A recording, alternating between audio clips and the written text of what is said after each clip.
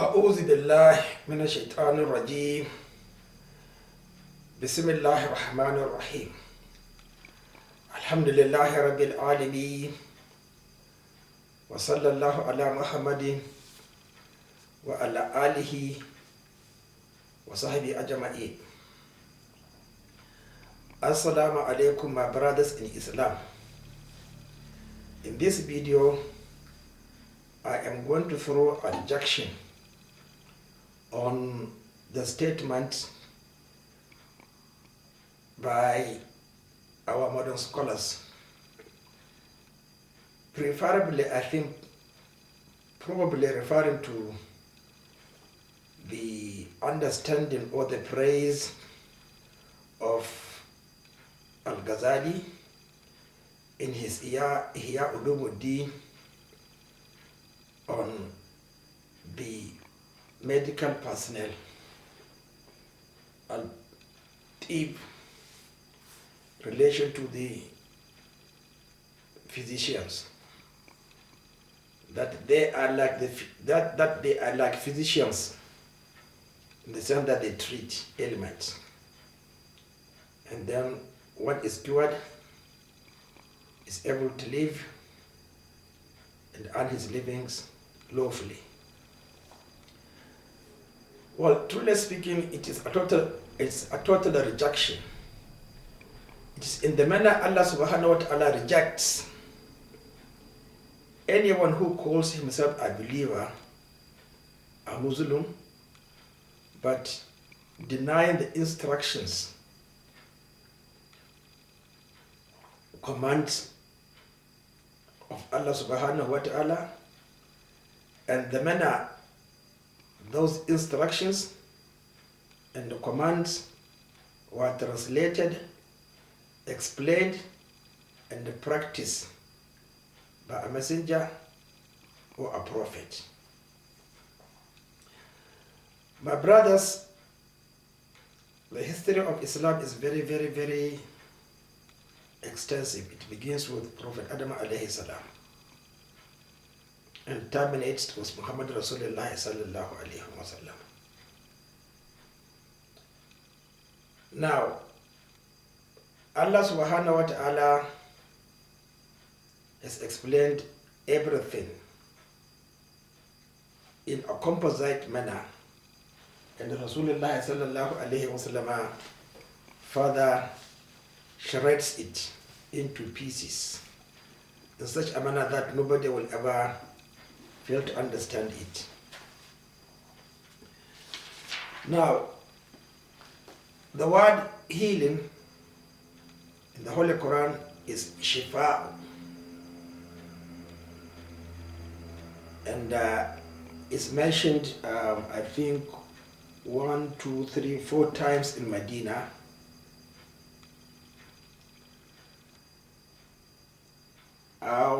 Towards the end of, probably from the 10th year of Hijrah, or from the 10th year before Hijrah to beginning of Hijrah. Now, Allah subhanahu wa ta'ala in Surah Al-Isra, the Ascent, he says, وَنُنَزِّلُ مِنَ الْقُرْآنِ, nunadhilu perpetuation, continuity.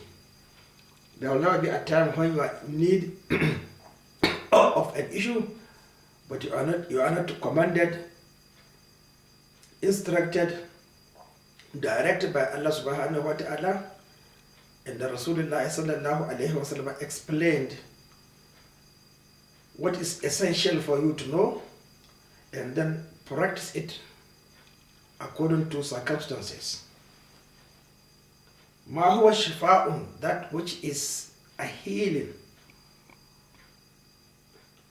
wa rahmatan, and a mercy lil mu'minin. Now this is a Meccan verse, so it does not apply actually to the followers of Rasulullah sallallahu alaihi wasallam alone. It's a Meccan verse referring to previous believers. And how many of them? From Prophet Adam alayhi salam to Prophet Isa, the son of Maryam.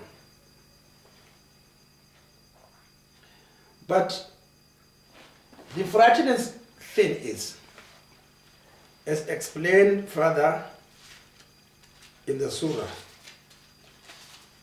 that it does nothing. وَلَا يَزِيدُ الظَّالِمِينَ إِلَّا خَسَارًا. It does nothing to those actually who prefers or who prefer to change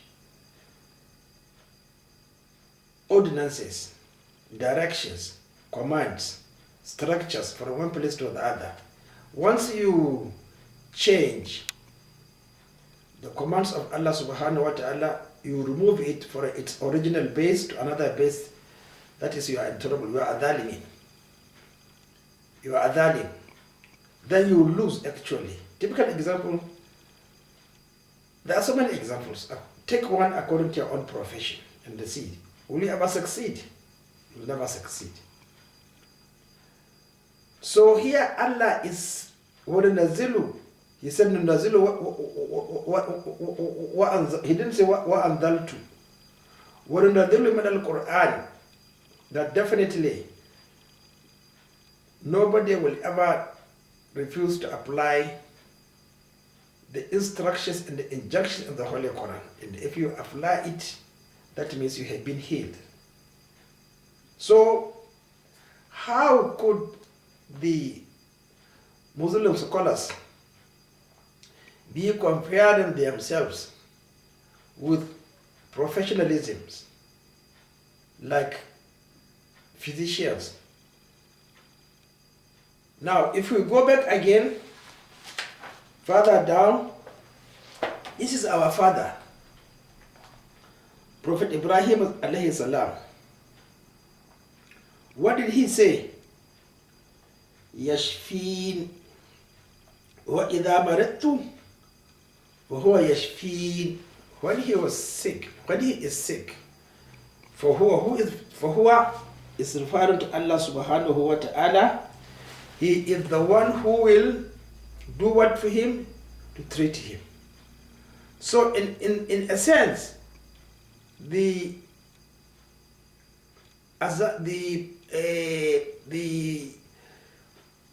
assertion of Prophet Ibrahim alayhi salam is actually saying that Allah subhanahu wa ta'ala is his physician and nobody else. So, but if that is the case, it means that the scholars also have a textbook in the manner the physicians also have textbooks. But if we go with that reality, why are we in trouble? That is the question we should ask ourselves and ask our scholars who believe that they are in the same capacity as the physicians. Because whenever a physician is confronted with a patient, his first port of action is what? To refer everything to his textbook. He will read it, analyze it, then take action according to the reality in front of him. What he sees and not what he thinks. Then aided again by proofs and evidences from what is extracted from the body. So this is the reality of what the Muslim scholars do not understand. And they keep on pretending that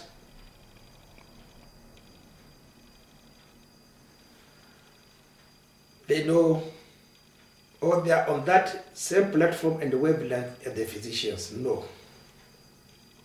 Now, Prophet Ibrahim alayhi salam began with الذي خلقني فهو يهديني والذي يطعمني ويشفيني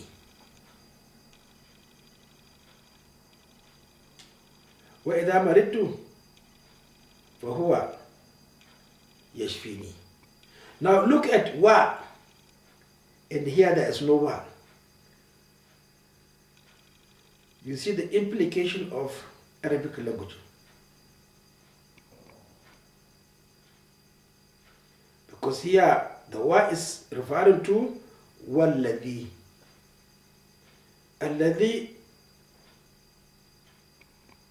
وَإِذَا مَرِضْتُ فَهُوَ. You see the fa. So if you go by the logic and the syntactical application, syntax of Arabic language, they are different things.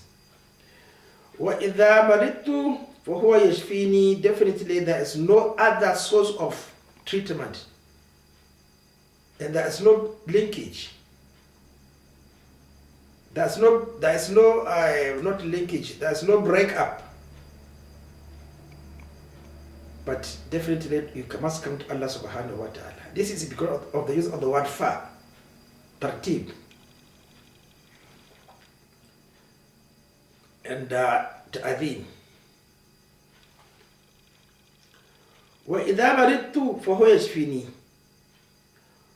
وَالَّذِي هُوَ يُطْعِمُنِي where is skinny? He gives me water to drink. He's the one who actually gives me the water.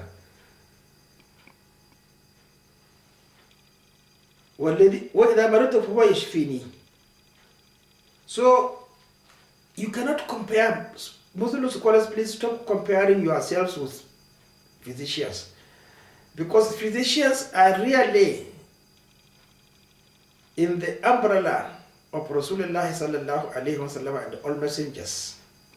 Because if Rasulullah sallallahu alayhi wa sallam refers every situation to the Holy Quran for a solution, then actually a believing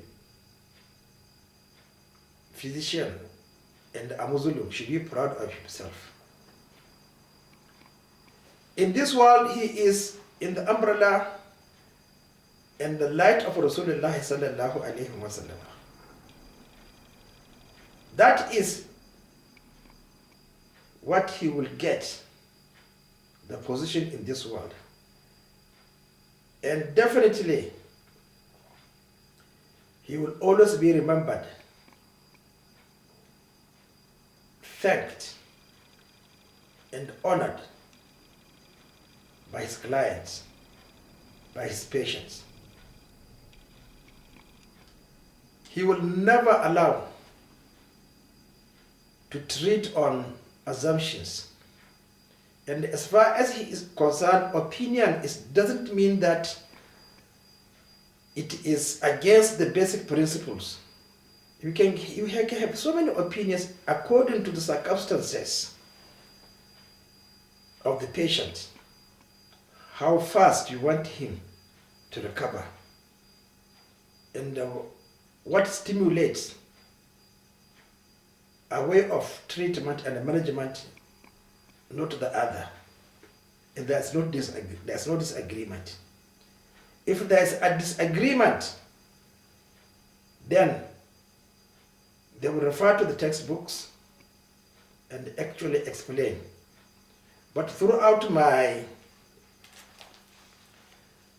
practical experience, disagreement is not part and parcel of our way of life. In our time, if you want to operate a patient, the physician must come and listen to the chest, confirm his blood pressure. You are a doctor, but you haven't put it under your own responsibility. Then the anesthetist will come and also ensure that his lungs are in a position to accept the drugs essential for putting him to sleep. The three, they will never agree. They will never disagree, sorry. If the physician says to the surgeon, I'm sorry, I don't think, please wait a day or two, the surgeon will wait. I had that particular experience in my life where I discussed with an anesthetist whether to operate or not, and what procedure is he going to adopt, because you need muscle relaxation. So you see, we are like Muhammad sallallahu alaihi wasallam in this world, but in the hereafter, again, I believe in practicing Muslim physician then must understand that in the hereafter again, unless he does what he did to patients when they are sick, they come to him by referring to the textbooks. Now this textbook is from Rasulullah sallallahu alaihi wasallam, his sunnah. There is something like opinion, there is something like disagreement. But you know our ulama, they are always sitting on the fence, never in the battlefield. When they see the battle taking place, they just come down the fence and run away. Now, another fact or proof that the ulama are not like physicians is in their total failure to stick by their own profession and the oath they took in protecting that particular profession and abiding by its norms and the system. Rasulullah sallallahu alayhi wa sallam says, Al-ulama warathatul anbiya. The learned, composite, general, are the inheritors of the prophets. In what sense? Who is a prophet? In the sense that he will never go against the established norm of his messenger. The typical example, I'm sorry to refer to a Torah, because I feel I wouldn't like to say spiritually I'm a Jew. I am Bani Israel spiritually, because in my 60 years of studying the Old Testament, I never see anything wrong in it. It is definitely a part and a parcel of the last message. So look at Prophet Musa alayhi salam and the Joshua. Joshua was not a prophet. So Joshua was a prophet, not a messenger. And if you read what Prophet Musa alayhi salam left behind, it's just like the last sermon of Rasulullah sallallahu alayhi wa sallam, the farewell message. There's no difference. You see, we cannot say that every nuke or every dot or every cell or a fraction of a cell in the Torah must be reflected in the Holy Quran. That is the greatest mistake we are doing. That means, how long could Rasulullah sallallahu alayhi wa sallam lived? He must still be alive teaching us. So they have failed to attain the position of Prophet Joshua,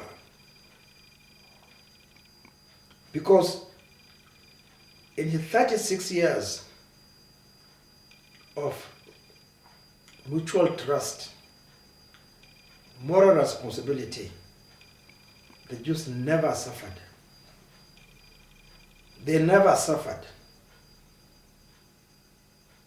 They prospered, lived in peace and security.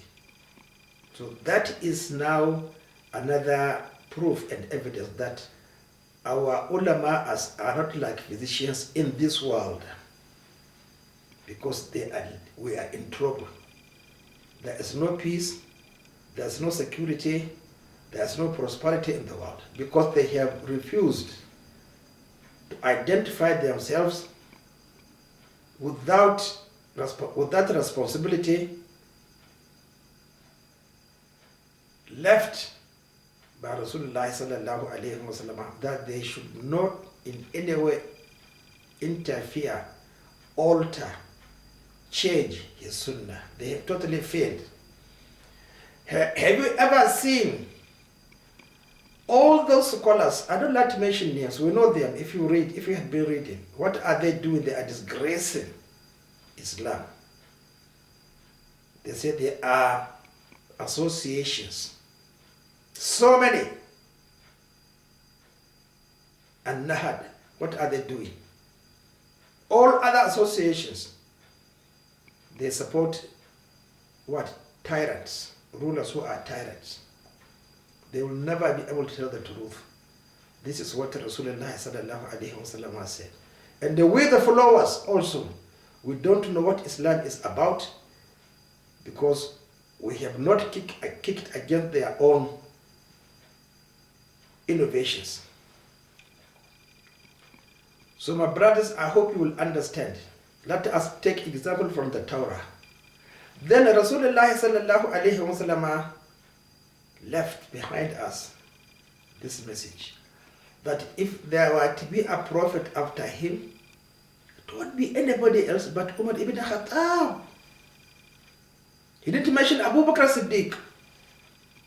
But you see, according to the Kalam Arab, Rasulullah sallallahu alayhi wa sallam meant Abu Bakr Siddiq, not Umar ibn Khattab.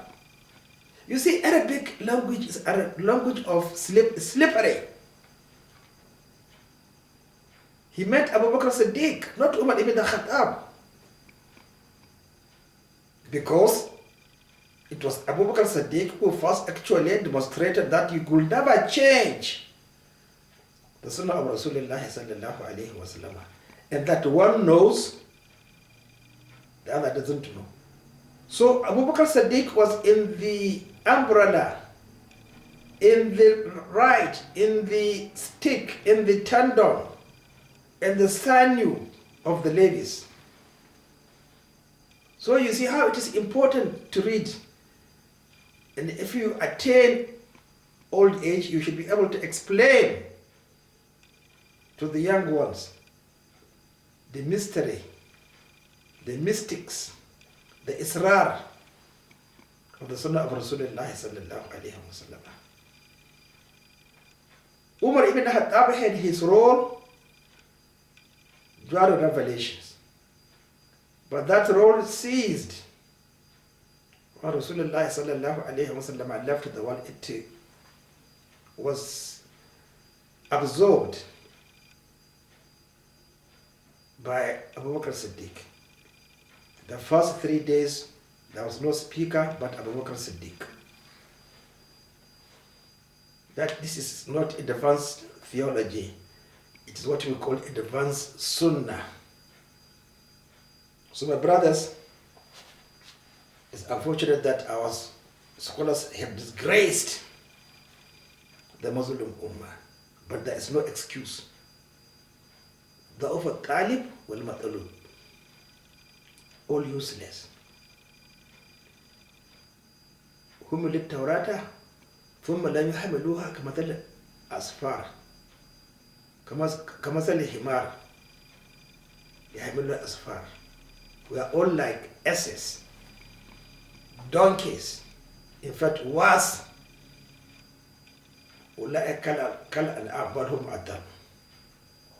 Then Imam Shafi'i in his Al-Itisam said, Al-Alim fil Nas. Al-Alim, that is the Caliphate, that is the Caliph. Qa'imu muqama Rasulullah sallallahu alayhi wa sallam. And I don't know who was the first to use this phrase. I am standing in front of you in the position of Muhammad Rasulullah sallallahu alayhi wa sallam. Was it Abu Bakr Siddiq or Ali ibn Abi Talib? I think I read that before Ali ibn Abi Talib arrived on that pilgrimage, when Surah Al-Tawbah was revealed, Abu Bakr Siddiq also addressed them as he is the messenger of Rasulullah sallallahu alayhi wa sallam. Then when Ali ibn Abi Talib arrived on the Arafat day, he said, I have come and I am standing in front of you in the manner Rasulullah sallallahu alayhi wa sallam would have stood in front of you. Then they said, with what? He said, bara'a, immunity, separation. And then naturally, Umar ibn Khattab would always say, I am standing in front of you in the position of Muhammad Rasulullah sallallahu alayhi wa sallam, a leader, the one to be heard, the one to be respected. But look at, if you have read what Muslim scholars are saying, they say it is impossible to have a leader in Islam. Today, this is what they have been writing. I have read it so many times, that the Muslims cannot have a single leader. They are so crazy, so stupid. They didn't understand that if I am there, why should somebody command me? You see the conflict. Because in their mind, it's nothing but a disagreement in the last message. So I am protesting vehemently, squarely and seriously, that Muslim scholars should not be comparing themselves with physicians. In this world, we are different. Definitely, physicians command respect. Definitely they treat. But in this world, we are still sick. The scholars, I'm not saying they are like levies. Okay, I don't believe there's anybody who is a scholar is an entity. I deal on him like the levies. No, we are not. Because it is the final message. It must be spread. Unlike the levies, our own is continuity, is every now and then. So I don't see them, and I don't believe they are scholars. We are all equal. إن أكرمكم عند الله أتقاكم. هل يستوي الذين يعلمون والذين لا يعلمون إنما يتذكر أولو الألباب. My brothers, Assalamu alaikum wa rahmatullahi ta'ala wa barakatuh.